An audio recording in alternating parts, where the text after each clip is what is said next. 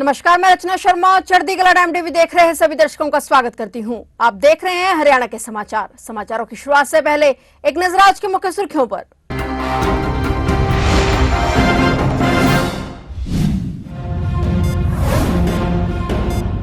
गुरुग्राम को मिली मेट्रो विस्तार परियोजना की सौगात। 5600 करोड़ की लागत से बनेगा 28 किलोमीटर का ट्रैक। ऊर्जा मंत्री मनोहर लाल बोले, गुरुग्राम की पहचान और होगी मजबूत।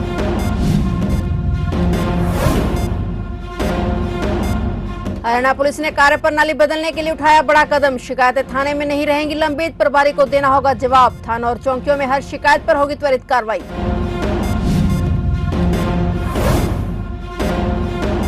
हरियाणा में घग्गर मारकंडा का कोहराम, कई जिलों की फसलें जलमग्न और हरियाणा में लगातार हो रही बारिश से स्थिति गंभीर।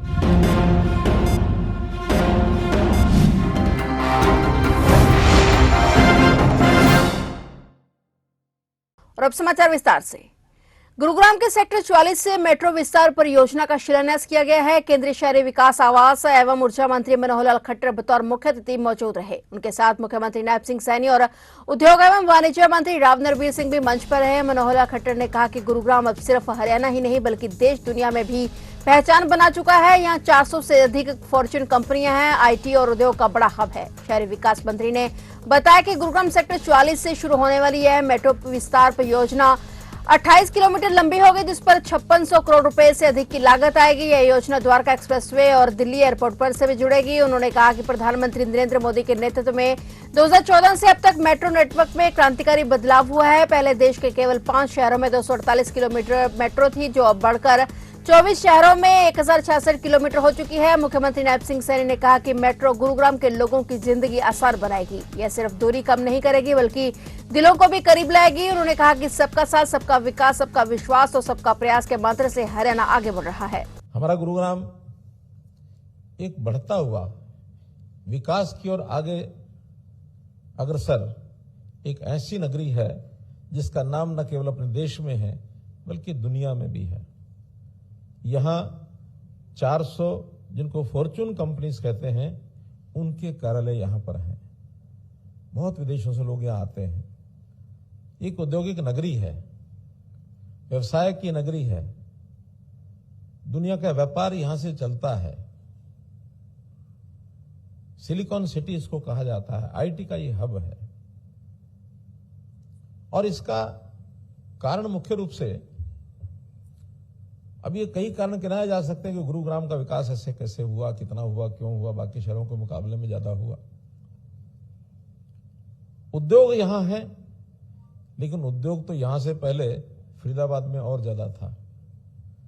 मैंने गुरुग्राम भी उस समय देखा है, पुराना गुरुग्राम, और फरीदाबाद भी देखा है।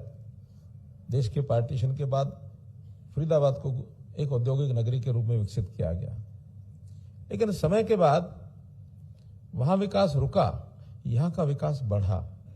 और बढ़ने में जिन 2-3 चीजों का मैं उल्लेख कर सकता हूं कि जिस कारण से यहां का विस्तार हुआ और यहां के विकास को पंख लगे, उसमें एक प्रोजेक्ट तो है मारुति। मारुति का जितना बड़ा संस्थान यहां खड़ा हुआ और उसके कारण से उसकी जो एंसिलरीज हैं, जो उद्योग बढ़ा, उसने इस गुरुग्राम का नाम ऊंचा किया। दूसरा, अगर मैं, क्योंकि यहां रियल एस्टेट डेवलपर्स बहुत हैं, उसमें भी सबसे पहले अगर किसी को श्रेय दिया जा सकता है तो वो डीएलएफ को दिया जा सकता है। 2 तो ये है। और तीसरा, अगर ये तो कहीं भी जा सकते थे, कहीं भी लगा सकते थे उद्योग, लेकिन इससे भी महत्वपूर्ण अगर कोई है तो हमारी जो लोकेशन है, ज्योग्राफिकल लोकेशन, ये एयरपोर्ट के नजदीक होने के कारण से सबसे ज्यादा लाभ अगर गुरुग्राम को हुआ तो ये हुआ है। मुख्यमंत्री नायब सिंह सैनी ने कहा कि प्रदेश में स्टार्टअप्स को प्रोत्साहित करने के लिए राज्य सरकार प्रदेश के अग्रणी स्टार्टअप, कॉर्पोरेट्स और शैक्षणिक संस्थानों के साथ मिलकर राज्य में एक विश्व स्तरीय इंक्यूबेटर स्थापित करेगी। इसमें स्टार्टअप्स के लिए अत्याधुनिक सुविधाएं उपलब्ध होंगी। मुख्यमंत्री नायब सिंह सैनी ने गुरुग्राम में स्टार्टअप्स और उद्योग जगत के दिग्गजों के साथ बातचीत कार्यक्रम को संबोधित करते हुए कहा कि भारत सरकार के देश को सेमीकंडक्टर हब बनाने के विजन के अनुरूप हरियाणा सरकार भी राज्य के सेमीकंडक्टर निर्माण को बढ़ावा देने के लिए एक समर्पित नीति तैयार करेगी और इसके अतिरिक्त हरियाणा सरकार का लक्ष्य गुरुग्राम और हरियाणा को विश्व की ग्लोबल कैपेबिलिटी सेंटर राजधानी के रूप में विकसित करना है। इस कड़ी में सरकार ग्लोबल कैपेबिलिटी सेंटर्स के लिए एक विशेष नीति बनाएगी। उन्होंने कहा कि हमारा विजन है कि हरियाणा को संतुलित विकास का एक आदर्श राज्य बनाया जाए, जहां हर क्षेत्र योगदान दे और हर नागरिक को लाभ मिले। देश के खाद्यान्न में अनाज का एक महत्वपूर्ण योगदान देने वाला अगर कोई प्रदेश है तो हरियाणा प्रदेश है। एग्रीकल्चर के नाम से हरियाणा प्रसिद्ध जाना जाता है, परंतु धीरे धीरे जब 1 नवंबर 1966 से हरियाणा अपने अस्तित्व में आया और धीरे धीरे करके इसकी पहचान एक इंडस्ट्रियल स्टेट के रूप में भी होने लगी। और मुझे खुशी है बताते हुए कि अपने इस मात्र 54-55 वर्ष के ही कार्यकाल के अंदर हरियाणा जीएसटी के अंदर भारत के 5वें स्थान के ऊपर है। 5वें स्थान के ऊपर इतनी गति से हरियाणा आगे बढ़ा है। हरियाणा पुलिस ने जनता के भरोसे को बहाल करने और थानों और चौकियों की कार्यप्रणाली बदलने का बड़ा कदम उठाया है। अब शिकायतों को लंबित रखना मुमकिन नहीं और यदि कोई थानेदार शिकायत का निपटारा नहीं करता है तो उसे जवाबदेही तय करनी होगी और सख्त कार्रवाई भी हो सकती है। पुलिस महानिदेशक डीजीपी शत्रुजीत कपूर ने हरियाणा पुलिस अकादमी मधुबन में वरिष्ठ अधिकारियों की बैठक में साफ कर दिया है कि हर शिकायत का त्वरित और निष्पक्ष समाधान अब सर्वोच्च प्राथमिकता है। डीजीपी ने कहा कि थाने और चौकियों में जनता की शिकायतों पर तेजी से कार्रवाई हो, पुलिस की छवि तय करेगी और अब कोई भी शिकायत अधूरी नहीं रहेगी और थानेदार की जवाबदेही तय करनी होगी और लंबी शिकायत पर सख्त कार्रवाई संभव है। शिकायतकर्ता से फोन पर लिए जाने पर फीडबैक की रिकॉर्डिंग की जाएगी और वरिष्ठ अधिकारी समय समय पर रैंडम जांच करके शिकायतों की गुणवत्ता सुनिश्चित करेंगे। यदि कोई शिकायतकर्ता असंतुष्ट है तो अधिकारियों को उसके कारणों का पता लगाकर सुधार करना अनिवार्य होगा। उन्होंने कहा कि इस कदम से जनता को भरोसा होगा कि उनकी शिकायत गंभीरता से ली जा रही है और शीघ्र ही समाधान मिलेगा। हरियाणा में लगातार हो रही बारिश से स्थिति गंभीर हो गई है। दिल्ली के ओखला बैराज से फरीदाबाद की ओर 2,35,000 क्यूसेक पानी छोड़ा गया है। इसमें यमुना का जलस्तर खतरे के निशान को पार कर गया है। कुरुक्षेत्र के नैसी गांव के पास मारकंडा नदी का तटबंध टूट गया है। इससे आसपास के खेतों में पानी भर गया है। कुरुक्षेत्र में घग्गर और मारकंडा नदी का पानी घरों में घुस चुका है। पिछले 24 घंटे में कुल 11 लोगों की मौत हुई है। कुरुक्षेत्र, फतेहाबाद, भिवानी, करनाल और यमुनानगर में छतें गिरने से 3 बच्चों सहित 8 लोग मारे गए। मौसम विभाग ने 6 जिलों में बारिश का अलर्ट जारी किया है। मारकंडा नदी में 33,677 क्यूसेक पानी बह रहा है और इससे आसपास के 8 गांवों में जलस्तर बढ़ गया है। वहीं पिहोवा के जलबेड़ा हेड पर मारकंडा नदी खतरे के निशान से ऊपर चल रही है। पानी बीबीपुर झील की तरफ तेज रफ्तार से जा रहा है। जलबेड़ा हेड पर पिहोवा पुलिस प्रशासन अलर्ट पर है और पुलिस डीएसपी निर्मल कुमार और एसएचओ जगदीश कुमार ने स्थिति का जायजा लिया और आसपास रहने वाले लोगों को सतर्क रहने की हिदायत दी है।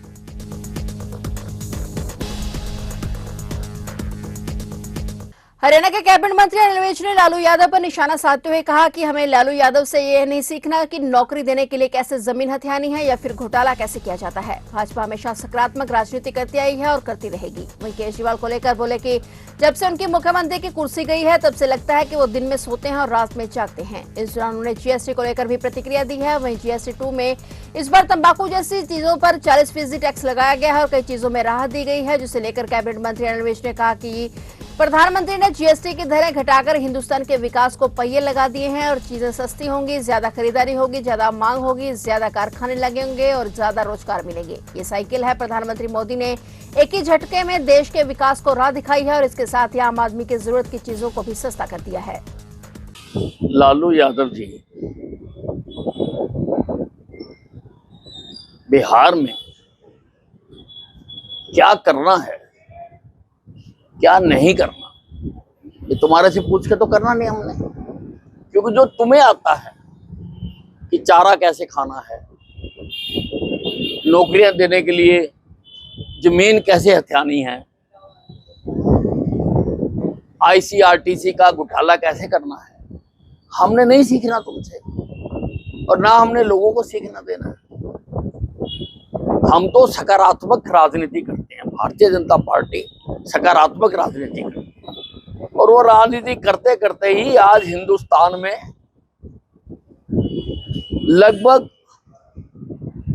3-4 स्टेटों को अगर छोड़ दें तो सब स्थानों पर भारतीय जनता पार्टी का झंडा लहरा चुका है। यशस्वी प्रधानमंत्री नरेंद्र मोदी जी ने जीएसटी की दरें घटाकर हिंदुस्तान के विकास को पहिए लगा दिए। चीजें सस्ती होंगी,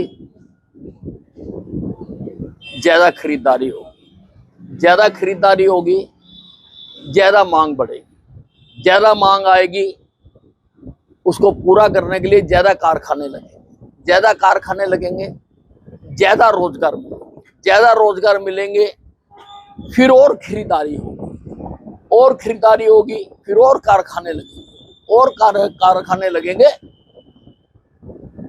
फिर और रोजगार मिलेगा, और रोजगार मिलेगा। ये साइकिल है। प्रधानमंत्री नरेंद्र मोदी जी ने एक ही झटके में देश के विकास को रॉकेट लगा दिया। भिवानी के कोर्ट परिसर में उस समय हड़कंप मच गया जब कोर्ट परिसर में ही गोलियां चल गई। गोली चलने से लोगों में अफरा तफरी मच गई। अज्ञात बदमाशों ने कुर्सी पर बैठे युवक पर गोलियां चला दी, जिससे युवक गंभीर रूप से घायल हो गया। गोलियां चलाने के बाद अज्ञात युवक मौके से फरार हो गए, जबकि घायल युवक को फौरन हॉस्पिटल ले जाया गया। घायल की पहचान रोहतक के गांव मोखरा निवासी लवजीत के रूप में हुई है। और वहीं कोर्ट परिसर में गोलियां चलने से वकील और कोर्ट में आए आम नागरिकों में दहशत का माहौल बन गया। टिकटॉक स्टार और भाजपा नेता रही सोनाली फोगाट की मौत के मामले में परिवार को बड़ा झटका लगा है। गोवा की कोर्ट ने आरोपी सुखविंदर सिंह को विदेश जाने की इजाजत दी है। कोर्ट ने सुखविंदर को पासपोर्ट लौटाने का आदेश दिया है और कोर्ट के फैसले पर सोनाली के परिवार ने नाराजगी का इजहार किया है। सुखविंदर का पासपोर्ट पहले कोर्ट में जमा था, जिसे अब उसे लौटा दिया जाएगा। सुनवाई में सुखविंदर के वकील सुखवंत सिंह ने अदालत में पक्ष रखते हुए बताया कि उसका मुवक्किल 9 से 13 सितंबर तक इंडोनेशिया के बाली और 17 तक चंगू और फिर 22 सितंबर तक उलुवातु में रहेगा। और अदालत ने शर्त रखी है कि वह 23 सितंबर तक भारत लौटे और 24 सितंबर को दोपहर 2:30 बजे से पहले अदालत में पेश होना अनिवार्य रहेगा। इस फैसले पर सोनाली के भाई रिंकू ने नाराजगी जताई। उन्होंने कहा कि वो 2 साल से सोनाली की गाड़ियों को दिलाने की मांग कर रहे हैं, लेकिन सुनवाई नहीं हो रही। और वहीं आरोपित की अर्जी एक ही दिन में मंजूर हो गई और उसे विदेश जाने की अनुमति भी मिल गई। हरियाणा में पिछले कई दिनों से जारी बारिश के कारण डेंगू के मामलों में तेजी से इजाफा हुआ है। हाल ही में डेंगू के 36 नए मामले सामने आए हैं और इसके साथ ही राज्य में अब तक डेंगू के कुल 436 मरीज सामने आ चुके हैं। जिन जिलों में सबसे अधिक मामले दर्ज हुए हैं उनमें रेवाड़ी 124, गुरुग्राम 49 और सोनीपत 33 प्रमुख है। हालांकि स्वास्थ्य विभाग का दावा है कि अब तक किसी भी जिले में डेंगू से कोई मौत दर्ज नहीं हुई है। स्वास्थ्य विभाग के मुताबिक 20 अगस्त तक 2 करोड़ 6 लाख घरों का निरीक्षण किया गया, जिनमें से 1,23,000 घरों में मच्छरों के लार्वा पाए गए। ऐसे 39,724 घरों को नोटिस जारी किया गया जहां मच्छरों का प्रजनन पाया गया। हरियाणा में 27 जुलाई से लगातार बारिश हो रही है, जिससे कई इलाकों में जलभराव की स्थिति बनी हुई है और यह वातावरण मच्छरों के पनपने के लिए अनुकूल बन गया है, जिससे उनकी संख्या में लगातार बढ़ोतरी हो रही है। फतेहाबाद के नजदीकी गांव बरसीन के खेतों में करीब 2 सप्ताह से लापता बुजुर्ग का शव मिला है। संदिग्ध परिस्थितियों में मिले शव की पहचान गांव बरसीन निवासी लक्ष्मण दास 58 वर्षीय के रूप में हुई है। बताया गया कि लक्ष्मण दास करीब 2 सप्ताह पहले रहस्यमय ढंग से लापता हो गए थे, जिनकी गुमशुदगी की रिपोर्ट पहले ही पुलिस को दी गई थी। परिजन उन्हें 2 सप्ताह से तलाश कर रहे थे और आज शुक्रवार को गांव के कुछ लोगों ने खेतों में एक शव पड़ा देखा और तुरंत इसकी सूचना चेयरमैन प्रतिनिधि कालू बरसीन को दी गई। कालू ने पुलिस को मौके पर बुलाया और पुलिस ने घटनास्थल पर पहुंचकर शव को कब्जे में लिया और पोस्टमार्टम के लिए सिविल अस्पताल फतेहाबाद भिजवा दिया। पोस्टमार्टम रिपोर्ट आने के बाद ही मौत के कारणों का पता चल पाएगा। पुलिस का कहना है कि फिलहाल मामले की जांच प्रत्येक एंगल से की जा रही है। पोस्टमार्टम रिपोर्ट के बाद ही कुछ कहा जा सकता है। अंबाला के उपायुक्त अजय सिंह तोमर ने टांगरी नदी का दौरा किया और लोगों को मीडिया के जरिए यह संदेश दिया कि कल के मुकाबले पानी आज कम है और अगर ऊपर ज्यादा बरसात ना हुई और बादल ना फटा तो शाम तक जलस्तर और कम हो जाएगा। उन्होंने माना कि अभी टांगरी नदी के आसपास रहने वाले लोगों के घरों में और इंडस्ट्री एरिया में काफी पानी है, लेकिन अभी जलस्तर कम हो रहा है। हालांकि प्रशासन की ओर से सभी को अलर्ट किया जा रहा है और अंबाला के उपायुक्त लगातार टांगरी नदी और गग्गर नदी पर नजर रखे हुए हैं।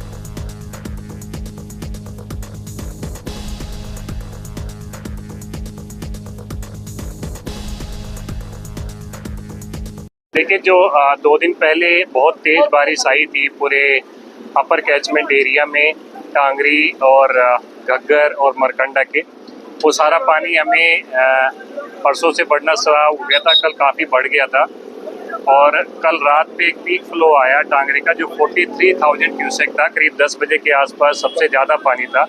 हिस्टोरिकली हाई पानी टांगरी नदी में आया है, जिसकी वजह से टांगरी नदी का जो लेफ्ट एम्बैंकमेंट था उसको ओवरफ्लो करके पानी जो है यहाँ पे जो लोअर एरियाज है अम्बाला कैंट के यहाँ पे हो गया और जो इंडस्ट्रियल एरिया है यहाँ पे भी पानी भर गया।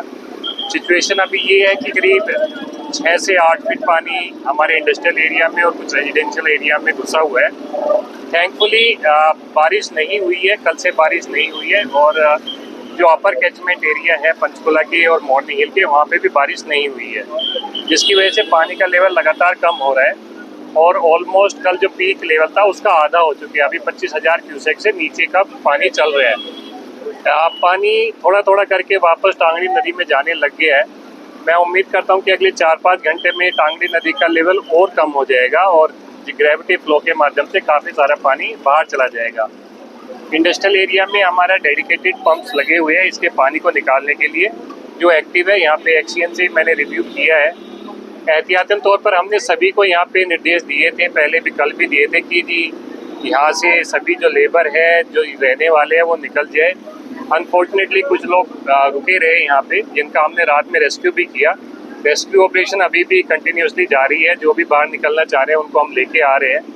साथ के साथ हमने जो इनकी एसोसिएशन है उनके प्रधान को भी अपील की है कि आप अपने सारी लेबर क्लास जो है सभी को बाहर निकाल दें, क्योंकि चाहे पानी का लेवल थोड़ा कम हो गया हो लेकिन अभी भी हमें एहतियात करने की जरूरत है। फिलहाल हरियाणा के समाचारों में इतना ही और नए समाचारों के साथ फिर से हाजिर होंगे। तब तक के लिए देखते रहिए चढ़ती कला टाइम टीवी।